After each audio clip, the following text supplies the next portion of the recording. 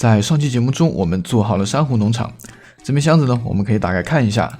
这后来我又刷了一些珊瑚，每个品种呢现在已经有4组多一点。我们在以后做天地复制机的时候就不会再缺珊瑚扇了。那么做这一台珊瑚机呢，就足够我们使用大半年的时间了。在节目开始之前呢，我们仍旧来看一下本期的充电榜。这里的 ID 我们就过一下，我也就不念了。还有这一边。好，在我们看完了这些名单之后，这里还有我们的舰长，已经上了3次船了，这里也是非常表示感谢，给你做了一个变形金刚，是不是特别的酷呢？好的，那我们今天的任务呢是要来做一个地狱伪和平。我们不光要有主世界的伪和平，以后还要在地狱里面做一些工程，所以这里的地狱伪和平也是非常重要的。那么我们做地狱伪和平要选在哪里做呢？这里我们先打开大地图，我已经在地图里面找了一个地狱堡垒，作为我们地狱伪和平的选址。这里有一片堡垒，离我们的出生点，我们现在是在这里，还是有一定距离的。大家在做伪和平的时候啊，还是要注意这一点，一定要走远一点。如果在我们经常活动的范围之内啊，这个伪和平它是没法成功的。这边的通道我也已经把它给打通了，我们顺着这里的一条路滑过去，就可以看到那边的堡垒。好，我们从这里的楼梯下来呢，前面就是我事先已经找好的一个猎人的笼子。我们做伪和平呢，跟主世界是一样的，依旧是要先来找一个刷怪笼。那么地狱呢，可想而知就只有猎人的笼子。那么这里猎人怎么把它封印起来呢？它就比较困难啊，这里要插非常多的火把。我现在已经插了这么多，它仍旧还是会刷一些怪。我们把这里的墙面把它给装饰一下，我们换一个其他材质的，就比如这里带了，看一下这里石砖，这里石砖也没有带多少啊。好，它现在到处都会刷怪的空间呢，我们可以只留一个5×5的范围啊，就是这么大，这就是一个5×5的范围。我们把它的墙面先把它用石砖装饰一下。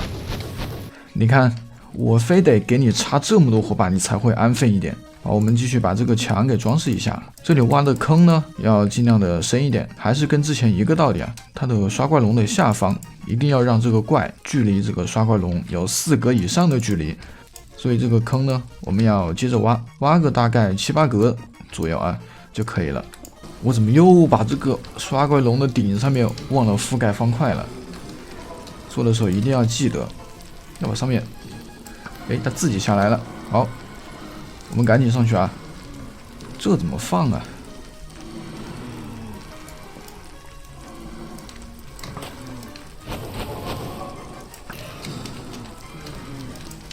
好，把它堵起来。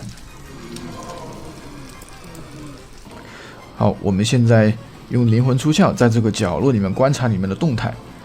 这边的 TPS 呢，我也把它调了一下，调到200了，这样我们挂机的速度啊就会快一些。虽然这些怪它会上下的乱动，不过也没有关系，它就算跑上来也只是个别的2只会跑上来，对这里的刷怪的影响呢也不是太大啊，也就是上面它仍然还是会刷些怪出来。我们在这里挂机只要挂足70个猎人啊，就可以达到伪和平的效果。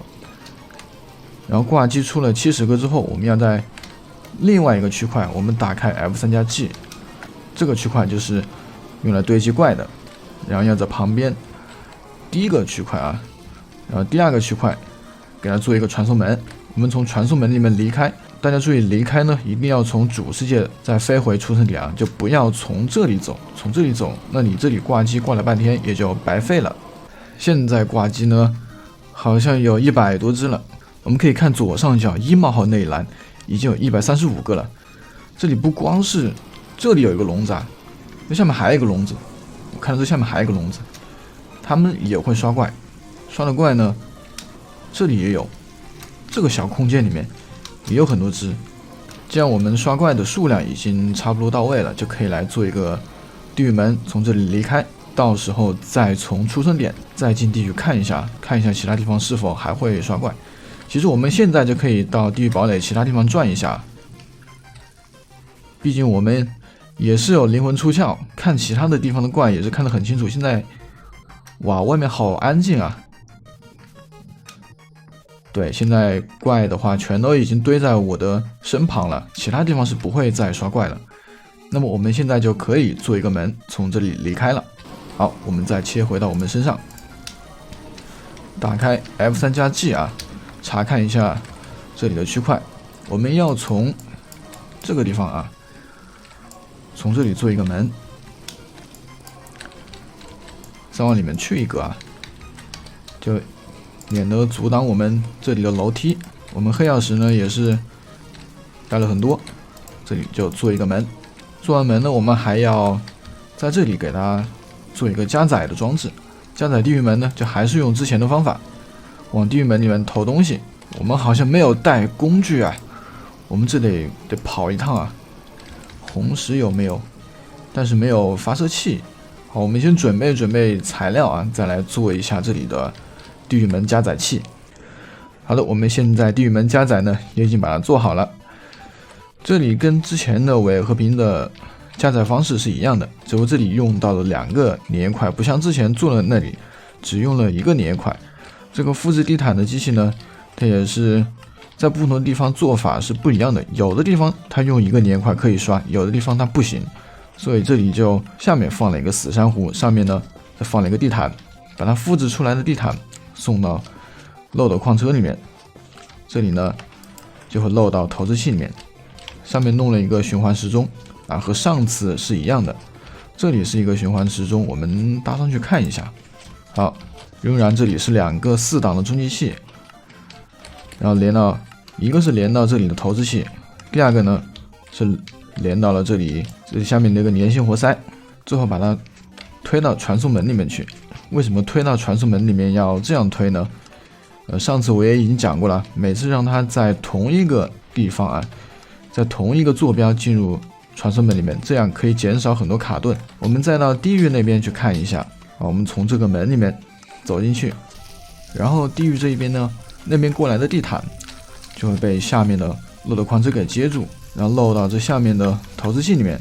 投掷器呢，这里是有一个检测的装置，检测里面有物品之后啊，这里就会发出高频，发出高频就会让这里的投掷器往上面投东西。这里还有一个红实线，一直往上面爬到这上面来，使这一长串的投掷器啊，它都能够把物品投到这里来，然后最后被这里的活塞把它推进去。所以这里地狱这边呢是并不会产生地毯的，只会把主世界那边的地毯把它送到这里来。这里要挡一下，它过来的地毯都直接飞出去了，我们要把它挡一下，挡一下就会盖到下面的漏斗矿车，然后送到这上面来，之后再把它推回主世界那边。它这样2边互推的，这边是没有产生地毯的装置，只是把那边送过来地毯再把它送回去。这边就是我们伪和平积攒的，这边就不去了，这边太多了，很吵。好，我们再回去，这边也挡一下，也不挡住。这后面我也挡了一个玻璃。那么这个地狱伪和平呢，我们只能够从主世界这里离开。我们打开大地图啊，这里我已经是往出生点这边飞过来，有点远。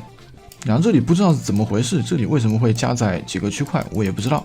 我们只能够从这里回去。1.14 版本呢，已经是没有超传了，而且也不能够用珍珠炮，所以这样远程的距离的传输的话，不是很方便过来。所以每次关游戏，然后在启动游戏的时候要打开伪和平的话，我们必须就得我们亲自走到这个地方，让它加载，才能够打开地狱伪和平。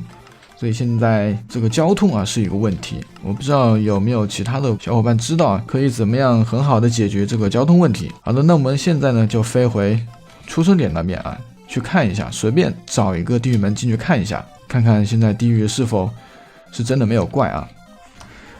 好，我们现在呢又回到了地狱的中心，这里我们可以看到右上角的小地图已经是空无一人了，没有任何的怪在里面。就只有中间坐在船里面的一只猪啊，就只有它，现在已经是没有任何怪了，非常的安静，所以我们就可以在地狱做各种各样的工程啊，不会被恶魂打扰。好的，那么本期视频呢就到这里了。如果你还有对红石方面有什么不清楚的地方呢，欢迎来评论区留言讨论。好的，那么感谢大家收看，我们下期再见。